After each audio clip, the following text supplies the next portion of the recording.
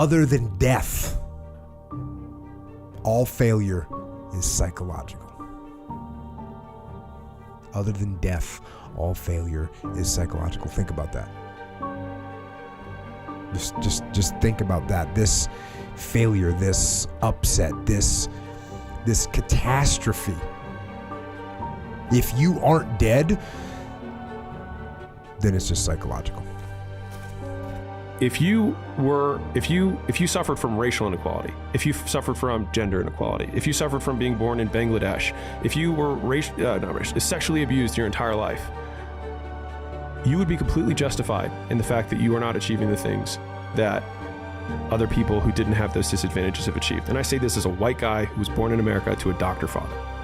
I understand that. But at the same degree, you have the opportunity that Chris nor I have, which is that you can be an inspiration to people who went through the same thing and succeeded, despite those circumstances. Because I can promise that there is somebody who has had it worse and has done it better. Everybody else is fallible, weak, fragile in some way or another. Yeah. How does that inform the way that you act?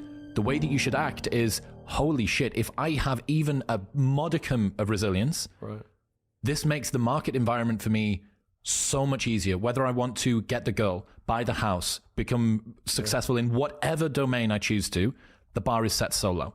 Yeah.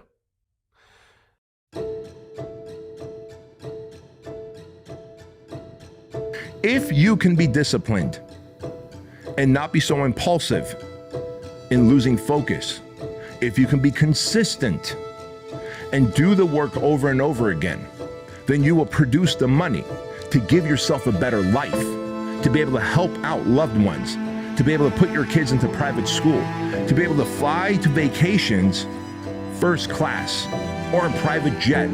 Like literally your imagination is the limit. And what you need now is this burning desire to say enough is enough, and that I will become that guy who can produce that financial freedom so that I can give my family and myself a better life. As long as you don't surrender, as long as you don't give up, as long as you don't quit, then you haven't failed. It just means you've made a temporary tactical retreat. It means you've made a brief withdrawal so that you can regroup and re-attack. Telling you right now, man, if you're that person that's just putzing along trying to live off whatever, 30, 40, 50, $60,000 a year, fuck, if you're trying to live off $100,000 a year today and you've got a family of some kind, I don't know how you're doing it. And while I respect the fact that you're working hard, at some point you have to say, I have to work smart. That time you're spending on the shitter, going through social media, or you sit in your car for an excessive amount of time going through social media, screen sucking. That time that you are wasting Netflixing one show after another, binge watching shit. That time that you're on the couch on the weekends watching your sports team. Motherfucker, you don't own that sports team. You're wearing someone else's name on the back of your shirt. You know all their stats, no matter the sport they play, but you're telling me you don't have time to create another side income. That's unfortunate, man. You're full of shit and someone needs to call you out on it. And I want to be that someone because I give a shit. I love you. I care for you. I want to see you thrive. And I'm sick and tired of seeing fighter jet minded people living crop duster lives. And that's what you are, man. Every single one of you have the ability to be high speed, high performing, make a lot of money, live a high quality life for you and your family, for you to be that generous one, to be able to financially support people. But you've chosen mediocrity. You've chosen the path of least resistance. You've chosen to be like everybody else, screen sucking off social media or television, accepting a lower quality of life, a lower quality of existence, staying unfit, really not even in love with yourself, and unable to communicate your thoughts and feelings, and therefore you've got no influence and no ability to persuade anyone. What happens when you can't give your kids and your wife the best possible life? Because you chose mediocrity. You chose to be average. You chose to just get by. You chose to live in the part of town where crime is higher. You chose to fly regular class instead of first class.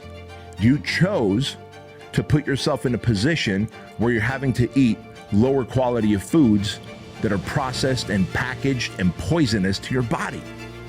Men who don't achieve self-mastery, don't put in the time and effort to achieve self-mastery, are the most depressed, anxious, and pathetic men. Think about this for a moment.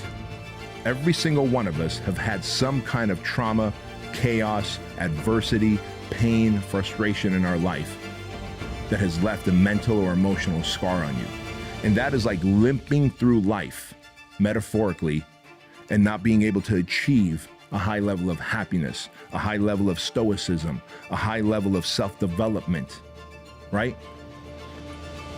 Don't be afraid of failure. Don't be afraid of losing. Don't be afraid of people rejecting you, right? Stick to your guns. If your motivation is always cramped and, oh, I want to fit in. Oh, they might not like me. Oh, this might be too different. Oh, my podcast might not be like other people. That fear, it just withers the soul and makes what you create just like everything else out there. It leads to all the kind of boring crap that's out, that's populating our media, right? But when you think, no, I'm going to be myself.